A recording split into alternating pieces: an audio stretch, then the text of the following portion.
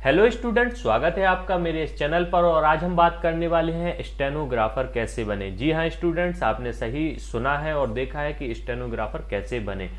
हमारे मन में फर्स्ट क्वेश्चन होता है कि स्टेनोग्राफर कैसे बने, लेकिन उससे पहले हमारे मन में एक क्वेश्चन और आता है कि स्टेनो होती क्या है, क्या इसमें कार्य किया जाता है और किस प्रकार से इसके द्वारा इससे जॉब निकलती हैं।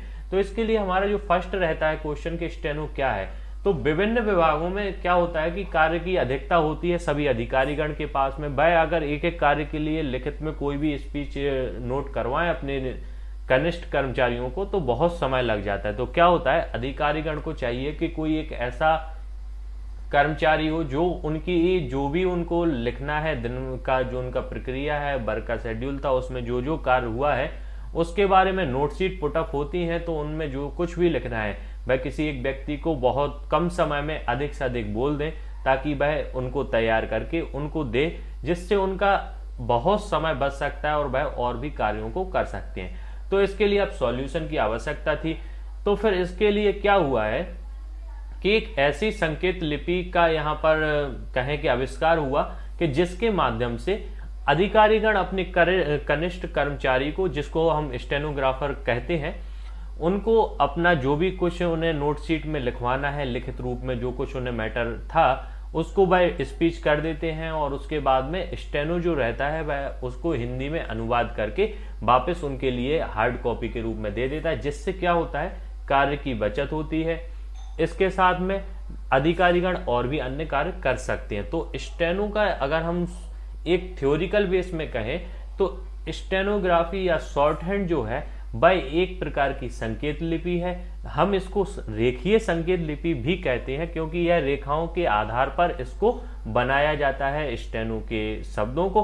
उसके बाद में इसको स्टेनो के माध्यम से पुनः उसको हिंदी में अनुवाद करके संबंधित अधिकारी को दे दिया जाता है हार्ड कॉपी के रूप में। तो जो हमारी स्टेनो है उसमें संकेत लिपि का प्रयोग करके हमारी जो डिक्टेशन होती है, जो मैटर होता है, उसको लिखा जाता है और जो इस स्टेनो की संकेत लिपि को लिखता है उसको स्टेनोग्राफर कहते हैं। चलिए हम बात करते हैं इसके उद्देश्य की। तो यहाँ पर देखिए इसका उद्देश्य क्या है, इसकी आवश्यकता क्या है। तो मैं यहाँ पर आपको बताना चाहूंगा कि जैसे ही मैंने आपको पहले ही बताया कि सभी विभागों में आवश्यकता होती है कम समय में अधिक से अधिक कार्य किया जा सके। तो यह पॉसिबल कैसे है कि अधिकारीगण का जो भी लिखित में कार्य है, जो भी जैसा भी कार्य है, वह सब कम समय में लिख दिया जा सके। तो एक ऐसी पद्धति की आवश्यकता थी और स्टेनो जो संकेत लिपि में लिखी जाती है, यह एक ऐसी पद्धति है जिसके माध्यम से कम समय में अधिक से अधिक शब्दों को लिखा जा सकता है और अधिकारीगण का समय बचाया जा सकता है। स्टूडेंट्स, जो संकेत लिपि का गुण कहा जाता है वह कहा जाता है गतिशीलता। आप जैसा कि समझते हैं कि बहुत सभी विभागों में गतिशीलता की आवश्यकता होती है, कार्य बहुत जल्दी होता हो, वहां पर जो लिखने की प्रक्रिया है अगर जल्दी होती है तो उससे बहुत समय बचता है और बहुत से कार्य हो जाते हैं। तो यहाँ पर आप देखेंगे कि जैसे सरकारी कार्यालय हुए, साहित्य लेखन की संस्थाएं हुई, वहां पर भी बहुत स्पीड में लिखने की आवश्यकता होती है। समाचार पत्र हुए, जैसा कि आप देखते हैं बहुत सी जगहों पर स्पीच चलती रहती है, वहां पर नोट करते जाते हैं जो स्टेनोग्राफर होते हैं। न्यायालय में भी जज के द्वारा डिक्टेशन बोल दी जाती है और स्टेनोग्राफर उसको फिर कन्वर्ट करके अपने रूम से वापस हार्ड कॉपी के रूप में लाता है और जज को उसको दिखाता है।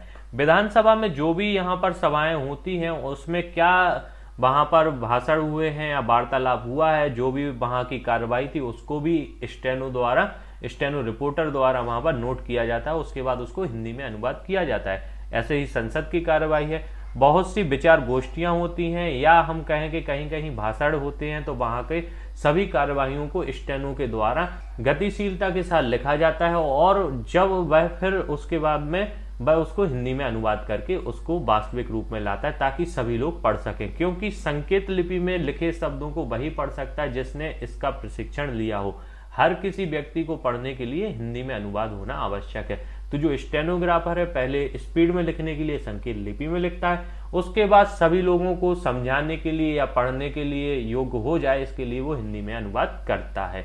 तो ये था इसका उद्देश्य। अब हम बात करें कि स्टेनो सीखने एवं सर्टिफिकेट के लिए कोर्स कौन सा है, क्योंकि हमारे मन में आता है ठीक है हम समझ गए स्टेनो क्या है, स्टेनोग्राफर बनना भी है हमें, लेकिन अब इसके लिए हमें पहले करना क्या पड़ेगा, कैसे हमें सीखना है और कैसे इसका सर्टिफिकेट लेना है। तो यहाँ पर मैं आपको बताना चाहूंगा कि जो स्टेनोग्राफी का कोर्स होता है वह 1 वर्ष का होता है। इसमें प्रशिक्षण दिया जाता है, आपको स्टेनो का संकेत लिपि के बारे में ज्ञान दिया जाता है। तो इसके लिए आपको 1 वर्षीय डिप्लोमा सर्टिफिकेट आपको लेना पड़ता है, इसके लिए एडमिशन लेना पड़ता है। अब एडमिशन कहाँ पर लें, तो इसके लिए सरकारी पॉलिटेक्निक कॉलेज होते हैं जो सभी जिलों में होते हैं। इसमें 10th और 12th के बेस पर जो मेरिट के आधार पर लिस्ट बनती है उसके आधार पर एडमिशन दिए जाते हैं स्टूडेंट्स को, वहां पर इसका प्रशिक्षण 1 वर्षीय दिया जाता है। इसके बाद में अगर आप प्राइवेट संस्थानों से करना चाहते हैं तो NCVT national council for vocational training से, जो हमारी केंद्रीय संस्था है, इसके माध्यम से जो भी ITI की कॉलेजेस हैं प्राइवेट में, वह भी इससे मान्यता लेके यहाँ से भी आप स्टेनो को कर सकते हैं। लेकिन यहाँ पर मैं आपको बताना चाहूंगा कि चाहे वह सरकारी कॉलेज हो या प्राइवेट कॉलेज हो, दोनों से स्टेनो जो है वह रेगुलर माध्यम में होती है। मतलब जब आप स्टेनो कर रहे हो तो उसके अलावा आप फिर अन्य कोई ना तो ग्रेजुएशन कर सकते हैं, ना 10th 12th का अलग से आप कोर्स कर सकते हैं। आपको अलग से इसके लिए 1 साल पूरा आपको देना पड़ेगा। ऐसा नहीं है कि जैसा DCA में होता है कि भाई आपने डिप्लोमा ले रहे हैं तो आपको इसमें जरूरत ना हो। ये आपकी एक प्रकार से डिग्री है और आप इसके अलावा और भी उस समय में आप कोई भी डिग्री नहीं ले सकते हैं। तो यहाँ पर ये ध्यान देने योग्य बात है। उसके बाद स्टेनो कोर्स की परीक्षा किस प्रकार आयोजित की जाती है। एडमिशन ले लिया हमने, लेकिन अब हमें उसकी परीक्षा के बारे में भी तो पता होना चाहिए कि किस प्रकार से इसकी परीक्षा होती है। तो यहाँ पर मैं आपको बताना चाहूंगा कि इसमें 4 पेपर हैं, उनका प्रैक्टिकल भी होता है, तो उसको आपको समझना पड़ेगा। स्टेनो आधारित एक सेक्रेटरियल असिस्टेंट थ्योरी पर आधारित होगा, जिसमें आपसे क्वेश्चन किए जाएंगे, स्टेनो से रिलेटेड किए जाएंगे। जो आपकी शॉर्ट हैंड है उसकी जो बुक आती है उसमें से बहुत से क्वेश्चन आपसे पूछे जाएंगे। आपको प्रशिक्षण दिया होगा तो आप उन क्वेश्चंस को आसानी से सॉल्व कर सकते हैं।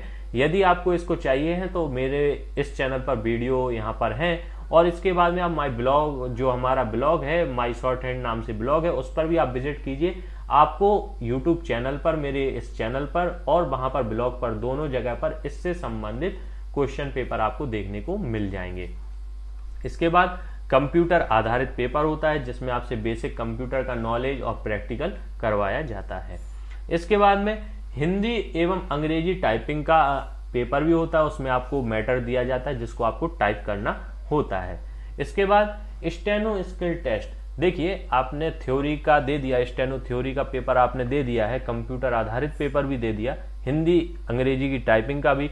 अब जो आपने स्टेनो का प्रशिक्षण लिया संकेत लिपि का, इसका भी आपको पेपर देना होगा, जिसके लिए एक निर्धारित मैटर डिक्टेशन के रूप में किसी भी डिक्टेटर द्वारा बोला जाएगा और आपको उसको लिखना है। उसके बाद लिखने के बाद संकेत लिपि में आपको उसको हिंदी में अनुवाद करना पड़ता है। तो ये कुछ इस प्रकार से इसकी परीक्षा आयोजित की जाती है जब आप प्रशिक्षण प्राप्त करके इसका सर्टिफिकेट के लिए यहाँ पर अध्ययनरत होते हैं। ये तब की बात है।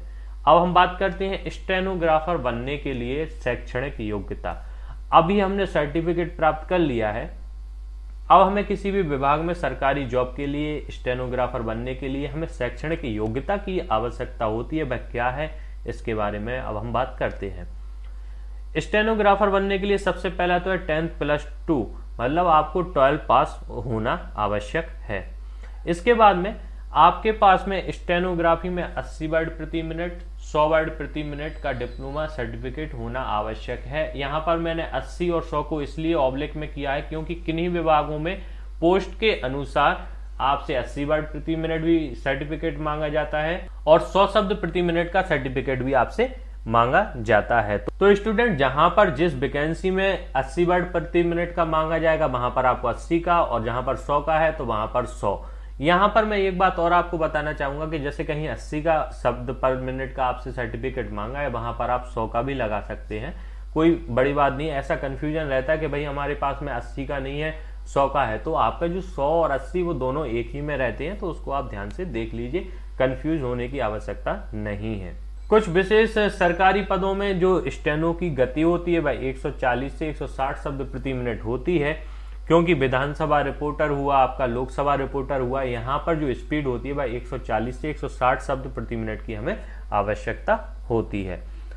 अब इसके बाद में इसमें एक और शैक्षणिक योग्यता की हमें आवश्यकता होती है कि हमारे पास में टाइपिंग की जो हिंदी अगर आप मीडियम से हैं तो आपको 30 वर्ड पर मिनट, और इंग्लिश में है तो आपको 30 वर्ड पर मिनट तो चाहिए ही है।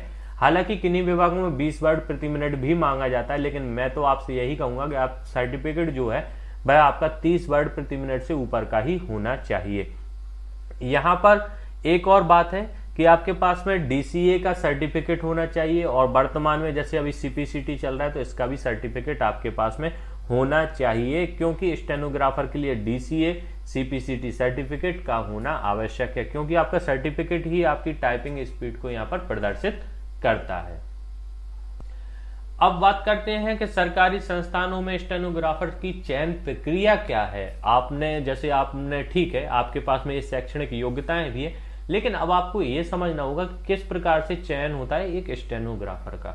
तो यहां पर मैं आपको बताना चाहूंगा कि जैसे यहां पर 2 चरणों में भी होती है कहीं कहीं, और 3 पार्टों में भी यहां पर नियुक्तियां होती हैं सभी सरकारी विभागों में। जैसे कुछ व्यापम हुए या किसी राज्य के जो हमारे एग्जाम होते हैं उनमें क्या होता है कि सिर्फ आपके पास सर्टिफिकेट हो, सिर्फ आपको एक परीक्षा देनी पड़ेगी जो नॉर्मल होती है आपकी बहुविकल्पीय, यहाँ पर ऑप्शनल एग्जाम होता है, उसमें आपसे नॉर्मल जनरल नॉलेज से संबंधित रिलेटेड क्वेश्चन आपसे किए जाते हैं। कहीं 100 नंबर का पेपर होता है, कहीं 200 नंबर का, तो आपने वो दिया, अगर आप उसमें पास हो गए मेरिट बेस पे आपको जॉब मिल जाती है। एक तो होती है इसकी बात, लेकिन यह पद जो होता है वह सहायक ग्रेड 3 का होता है, स्टेनो टाइपिस्ट का होता है, इसमें सैलरी बहुत ज्यादा नहीं होती है। अब हम बात करते हैं सेकंड की, कि कुछ जॉब में आपको 2 चरणों में परीक्षा होती है। पहला होता है कि आपको लिखित परीक्षा देनी होगी, उसमें मेरिट के आधार पर आपका सिलेक्शन होगा। उसके बाद आपको द्वितीय चरण में आपका जो स्टेनोग्राफी का स्किल टेस्ट होगा, जिसमें आपको डिक्टेशन दी जाएगी, आपको उसको संकेत लिपि में लिखना है, हिंदी में अनुवाद करके सबमिट करना है। तो वहां पर आपको यह दूसरा चरण होता है, और जब इसमें भी आप पास आउट हो जाते हैं और मेरिट के आधार पर आपको जॉब मिल जाती है। इसका जो पे स्केल होता है ये करीब 2800 और 3600 तक इसका पे स्केल होता है, तो ये जॉब बहुत अच्छी मानी जाती है। इसके बाद में किन्हीं किन्हीं वैकेंसियों में तीसरा चरण भी होता है। आपने लिखित परीक्षा भी दी, उसके बाद आपने स्टेनो स्किल टेस्ट भी दिया, उसके बाद में आपको इंटरव्यू भी देना पड़ता है। तो किसी भी सरकारी संस्थान में सिर्फ लिखित परीक्षा से भी आपका काम चल जाता है जहां पर पद है। उसके बाद में द्वितीय चरण की भी ऐसा होता है कि किन्हीं वैकेंसियों में आपको लिखित प्लस स्किल देना पड़ेगा, और किन्हीं वैकेंसियों में आपको इंटरव्यू भी देना पड़ता है। अधिकांशतः रिपोर्टर की परीक्षा में जो संसद का होता है उसके लिए आपका इंटरव्यू भी रखा जाता है, तो आपको यहाँ पर तीनों चरण से गुजरना पड़ता है। एसएससी में भी ऐसा ही है, एसएससी में 2 चरणों से हमें गुजरना पड़ता है। बैंक हुआ तो उसमें 3 चरणों से। तो अलग अलग सेक्टर में अलग अलग तरीके से यहाँ पर चयन प्रक्रिया होती है, लेकिन अधिकांशतः इन तीनों जो हमारे यहाँ पर हैं, इन तीनों पार्टों में डिवाइडेशन रहता है इसकी चयन प्रक्रिया का। स्टूडेंट्स, अब हम बात करते हैं जो लास्ट हमारा पॉइंट है कि स्टेनोग्राफी में रोजगार के क्षेत्र। हमने बात करी सीखने की, किस प्रकार से सीखना है, किस प्रकार से प्रक्रिया रहती है, अब इसके कौन कौन से सेक्टर में हमें जॉब मिल सकती है, हम इसके बारे में बात करते हैं, जो कि हमारा लास्ट पॉइंट है। इसमें यदि आप 10th और 12th किए हुए हैं तो, और आपके पास में 80 वर्ड प्रति मिनट, 100 वर्ड प्रति मिनट का आपके पास में सर्टिफिकेट है, तो इसमें आप उपनिरीक्षक आशुलिपिक पुलिस में बन सकते हैं।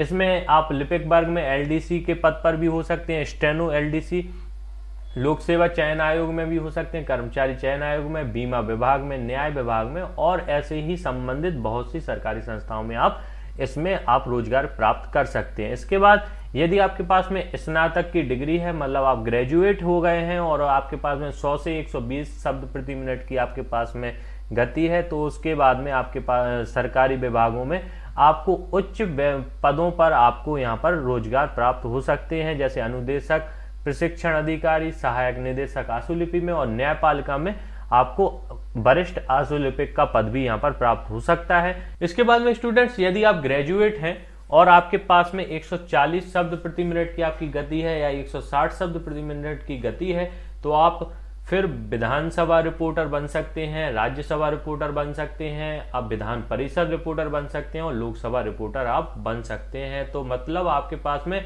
और यह जो पोस्ट है यह एक राजपत्रित अधिकारी की पोस्ट है, तो आप स्टेनोग्राफी करके स्टेनोग्राफर बन के और अगर अपनी गति को बढ़ाते हैं तो आप एक डायरेक्ट एक राजपत्रित अधिकारी भी बन सकते हैं, जिसका बेसिक पे अगर आप कहें तो 5400 होता है, करीब 60-70 हजार के करीब सैलरी इसकी बनती है। तो इसके स्टेनोग्राफी यदि आप करते हैं तो इस क्षेत्र में बहुत ज्यादा रोजगार के अवसर हैं, कंपटीशन कम है, इसलिए मैं आपसे कहूंगा कि इसकी आप मन लगा के तैयारी कीजिए। और मैं आपको बताना चाहूंगा कि मेरे इस चैनल पर आपको बेसिक नॉलेज से घर बैठे आप स्टेनो सीख सकते हैं, स्टेनो की प्रैक्टिस कर सकते हैं, क्योंकि यहाँ पर मैं प्रत्येक गति से आपको यहाँ पर डिक्टेशन उपलब्ध कराता हूँ। सभी क्षेत्रों सभी विभागों से संबंधित शब्दों का यहाँ पर मैं आपको यहाँ पर तैयारी करवा रहा हूँ। तो आप इस चैनल को सब्सक्राइब कीजिए। इसके बाद में माई ब्लॉग, जो मेरा माई शॉर्ट हैंड नाम से ब्लॉग है, आप उस पर भी विजिट कीजिए, क्योंकि यहाँ पर तो आपको वीडियो देखने को मिल गई है, लेकिन वहां पर आपको इससे संबंधित जो डिक्टेशन होती है उससे संबंधित मैटर प्लस आउटलाइन भी मिलती हैं। आप फेसबुक पर भी माई शॉर्ट हैंड को आप पेज को लाइक कीजिए, उसको शेयर कीजिए, ताकि आपको वहां पर भी इंफॉर्मेशन मिलेगी। तो आपको सभी जगह से माई शॉर्ट हैंड चैनल से आपको कनेक्ट होना है, जिससे आपके लिए कोई भी एक भी इंफॉर्मेशन इस चैनल के द्वारा जो दी जा रही है वह आपसे मिस ना हो। आपको यह वीडियो कैसी लगी इसके बारे में आप कमेंट कीजिए। वीडियो पसंद आई तो इसको लाइक कीजिए, अधिक से अधिक चैनल को सब्सक्राइब करवाइए अपने दोस्तों से, ताकि उनको भी इसका लाभ हो सके। धन्यवाद।